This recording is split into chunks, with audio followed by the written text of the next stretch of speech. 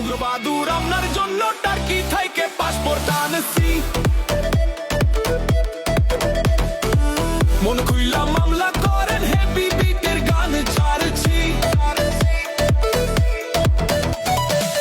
উগ্রবাদুর আপনার জন্য টার্কি থেকে পাসপোর্ট আনছি, মন খুইলা মামলা করেন হেভি বিটের গান ছাড়ছি। মারুফ মল্লিক, সম্ভবত মারুফ মল্লিক এই যে পোস্টটা কিছু প্রশ্ন রেখেছেন, উনি ওটা আমি দেখছি, উনি কিছু প্রশ্ন রেখেছেন। এই প্রশ্নের সাথে একটা কমেন্ট করে ওয়াহিদুজ্জামান অ্যাপেলো এটা শেয়ার করেছেন। তাহলে এখন মারুফ মল্লিক আর ওয়াহিদুজ্জামানের বিরুদ্ধে মামলা করছেন। আচ্ছা, উনি মামলা করুক, আপনি কি মামলাবাজ? আপনার বিরুদ্ধে হাসিনা সমস্ত জেলায় মামলা দিয়েছিল, আমরা এগুলো প্রতিবাদ করতেছিলাম। তো আপনি কি ধোয়া তুলসী পাতা?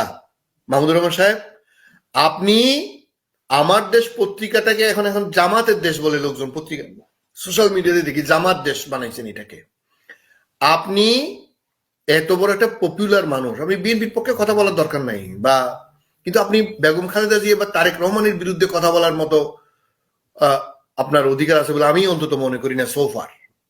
কারণ আপনি যেই পন্থা অবলম্বন করতেছেন, এই তরুণদেরকে যেভাবে বিভ্রান্ত করতেছেন, আপনি বিদেশ থেকে এসে আপনার মামলা আর শফিক রেহমানের মামলা একসাথে ছিল। আপনি কি করলেন? আপনি সোজা পথে না গিয়ে আপনি বাঁকা পথে গেলেন, উগ্রপন্থায় গেলেন। আপনি যে কোর্টে, আমি আসিফ নজরুলের স্টেটমেন্ট দেখছিলাম যে উনি তো জেলে যাওয়ার কোনো দরকার ছিল না, কারণ যেই কোর্টে উনি গেছে এই কোর্টে আপনি জামিন দিতে পারে না।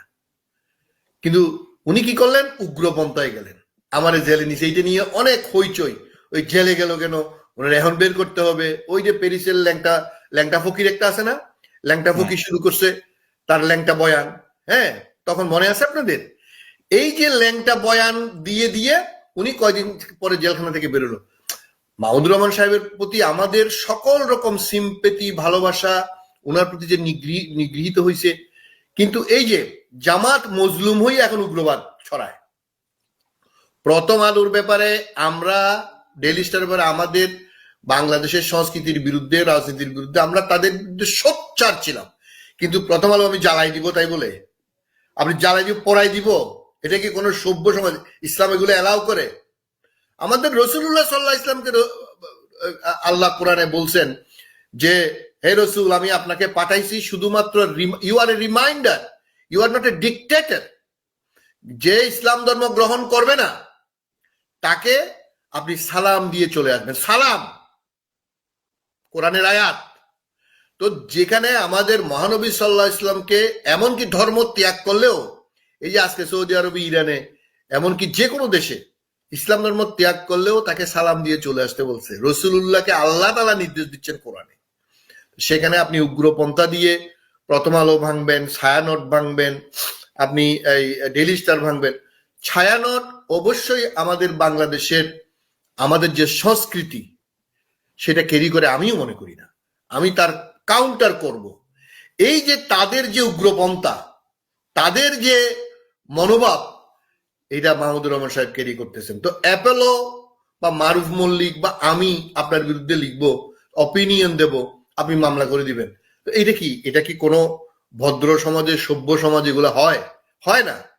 এগুলার মূল কারণ হচ্ছে আপনি যখন একটা এক্সট্রিম মতবাদে আপনি দীক্ষিত হবেন, আপনার মনে সেরকম এসে যাবে। আমাদের রসুল্লাহ সাল্লাহ ইসলামের বাণী, ইসলামের বাণীর নামে যে তারা যে উগ্রপন্থা ইমপ্লিমেন্ট করতে চাচ্ছে, পৃথিবীর একটা দেশ দেখাইতে পারবেন আপনি? কিছু রাজতন্ত্রের দেশে রাজতন্ত্রের নামে ইসলাম চালায়, দ্যাট ইজ নট ইসলাম। আমরা যদি ইসলামের, এখন আমাদেরকে ইসলাম নিয়ে বলতে হবে, ইসলাম ধর্মকে আমরা এখন সারা বিশ্বে এক্সট্রিম ধর্ম হিসেবে মানে তুলে ধরতেছি এইসব জঙ্গিদের কারণে। উনি নিজেই এখন জঙ্গি হয়ে গেছে। হাসিনা বলছিল বাংলাদেশে আমি না থাকলে জঙ্গি হবে, এখন তারা সেটাই প্রমাণ করতে চাচ্ছে। কিন্তু হাসিনার যেটা ইচ্ছা ছিল সেটা বাস্তবায়ন করতেছে মাহমুদুর রহমান। এক্স্যাক্টলি